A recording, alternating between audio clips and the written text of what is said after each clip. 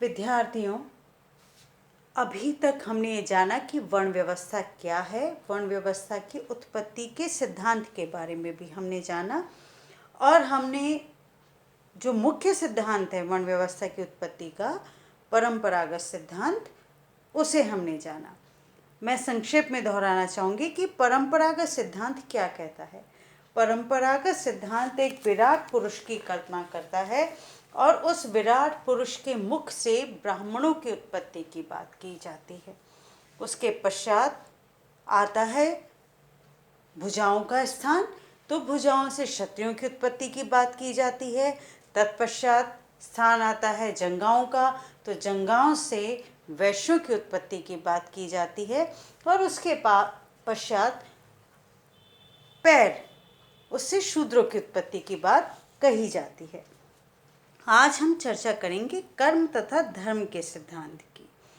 कर्म का सिद्धांत मूलतः वही बात कहता है जो परंपरागत सिद्धांत है, परंतु यहाँ आधार भूमि अलग किस दृष्टिकोण से हो जाती है कि वहाँ एक विराट पुरुष की कल्पना की गई है और उस विराट पुरुष के मुख से ब्राह्मणों की उत्पत्ति की बात की गई है। पर आप भी समझते हैं, मैं भी जानती हूँ कि मुख का कार्य मूलतः बोलना होता है।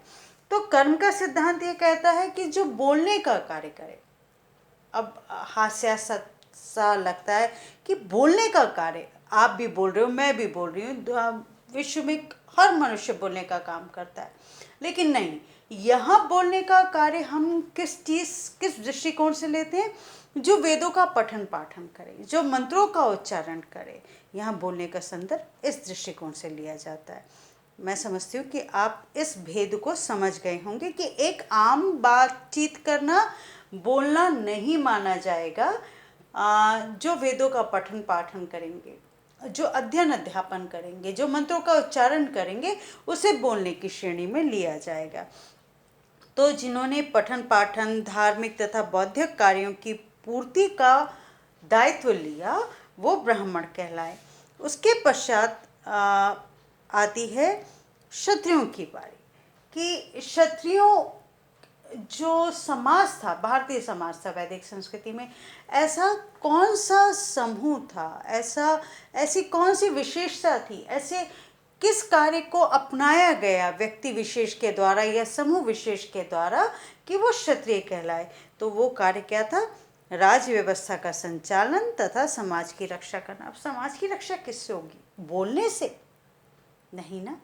समाज की रक्षा तो होगी अस्त्र शस्त्र का प्रयोग करने से। अब अस्त्र शस्त्र का प्रयोग क्या हम हर समय करेंगे? ना।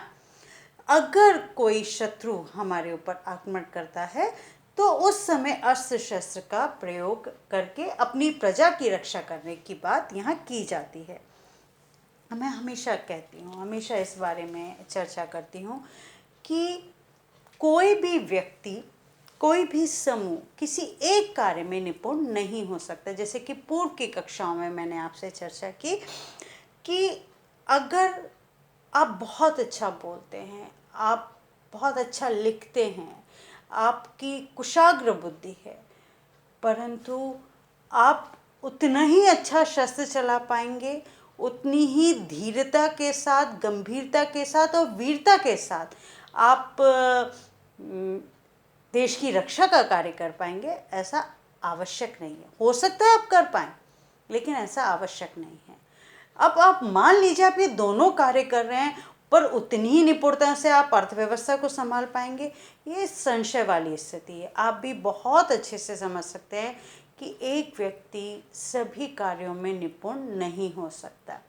तो इस पूरी आधार भूमि को लेकर ही वर्ण व्यवस्था रची गई और ये कहा गया कि जो अर्थव्यवस्था को संभालेगा वो, या जो आर्थिक क्रियाओं की पूर्ति में अपना सहयोग देगा, अपना योगदान देगा, वो व्यक्ति क्या कहलाएगा, या वो समूह विशेष क्या कहलाएगा? जो भी इस कार्य को अपनाएगा वो वैश्य कहलाएगा। अब जो तीनों वर्णों की सेवा का कार्य करेगा वो क्या कहलाएगा? शूद्र कहलाएगा। अधिकतर देखिए, मैंने पिछली कक्षा में भी चर्चा की कि हम जब भी वर्ण व्यवस्था की बात करते हैं हम पूर्वाग्रहों से ग्रसित हो जाते हैं। और मेरा लंबा अनुभव ये कहता है कि शिक्षा का तात्पर्य अपने आप को पूर्वाग्रहों से मुक्त कर लेना है। और इस उद्देश्य में अगर मैं थोड़ा बहुत भी योगदान दे सकूं तो मेरा जो इतने साल का पठन पाठन है वो सफल होगा। तो यहाँ पूर्वाग्रह वर्ण व्यवस्था को पढ़ते हुए हम मानते हैं कि व्यक्ति को हीन दिखाने के लिए समाज के श्रेष्ठी वर्गों द्वारा शूद्र वर्ण की रचना की गई। ऐसा कदापि नहीं था। इंग्लिश में शब्द कहा जाता है ना बच्चों, विलिंगली, खुशी से, स्वयं की इच्छा से। ये सारी व्यवस्था स्वयं की इच्छा से बनी हुई थी। समाज के लोगों ने समाज को सुचारू रूप से चलाने के लिए सकारात्मक दृष्टिकोण रखते हुए सबके सामने इस चुनाव को रखा कि आप जो भी कार्य ऐसा समझ पाते हैं कि आप करेंगे और उस कार्य से आपको न केवल खुशी मिलेगी अपितु उस कार्य में आप अपनी श्रेष्ठता, अपनी निपुणता को प्रदर्शित भी कर पाएंगे, तो उस कार्य को आप अपना लीजिए।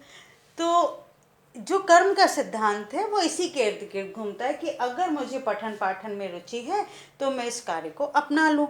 अब देखिए, इस बात की पुष्टि इस तथ्य से भी होती है कि मान लीजिए मैं पठन पाठन में रुचि रखती हूँ, मंत्रों का उच्चारण करती हूँ, वेदों का अध्ययन करती हूँ, पर यह आवश्यक नहीं है कि मेरा पुत्र भी या मेरी पुत्री भी इस और रुचि रखते हो, इस कार्य को करने में उनको प्रसन्नता प्राप्त हो या वो इसमें निपुणता प्राप्त करना चाहें। संभवतः वो अर्थव्यवस्था से जुड़ना चाहेंगे, आर्थिक क्रियाओं में संलग्न होना चाहें। ऐसी स्थिति में क्या उनका वर्ण भी ब्राह्मण रहेगा? नहीं, उनका वर्ण क्या हो जाएगा? वैश्य हो जाएगा। यही वर्ण व्यवस्था की सबसे आसान तरीका है इसे समझने का। ये पूर्णतः एक लचीली व्यवस्था थी। इसे हम वर्तमान व्यवस्था में जो आप जिसे क्लास कहते हैं, आप लोग आम बोलचाल की भाषा में middle class, higher class, lower class, तो क्या यहाँ पर हम स्टिक रहते हैं कि जो मिडिल क्लास में है वो जीवन पर्यंत मिडिल क्लास में रहेगा, फिर उसके बच्चे भी मिडिल क्लास में रहेंगे? कदापि नहीं। ये असंभव सा है। हाँ, हो सकता है व्यक्ति स्वतः उस जो क्लास है उसे अपनाता जाए। क्लास को हम इंग्लिश में जो क्लास है उसे हिंदी में हम वर्ग कहते हैं। तो अधिकतर ये देखा गया है कि, और आप भी देखते होंगे कि निम्न वर्ग का व्यक्ति है, मजदूर है, उसकी अर्थव्यवस्था में उसकी संलग्नता इतनी नहीं है, वो अर्थ अर्जन नहीं कर पाता।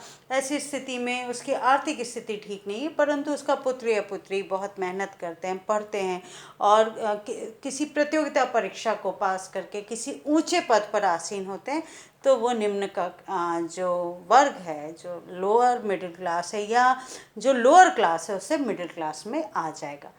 आप बात समझ गए कि व्यक्ति ने चेष्टा की, व्यक्ति ने प्रयास किया और वो उसकी क्लास, उसका वर्ग परिवर्तित हो गया। Same with the case with वर्ण व्यवस्था। ये एग्जैक्टली वही स्थिति है कि व्यक्ति ने अगर अपने कार्य में परिवर्तन किया तो उसका वर्ण भी परिवर्तन हो जाएगा। अब मैं शायद आपको समझा पाने में सफल रही होंगी, ऐसा मैं विश्वास करती हूँ कि आप ये समझ गए होंगे कि वर्ण व्यवस्था जो कर्म का सिद्धांत है वो यही बात बार बार इंगित करता है कि जो व्यक्ति जिस प्रकार के कार्यों को करेगा, और कार्य कौन से इसके बारे में मैंने अभी आपको बताया ही है, उसका कार्य ही उसके वर्ण को निर्धारित करेगा। अब अगली कक्षा में हम वर्ण व्यवस्था की उत्पत्ति के अगले सिद्धांत को जानेंगे। धन्यवाद।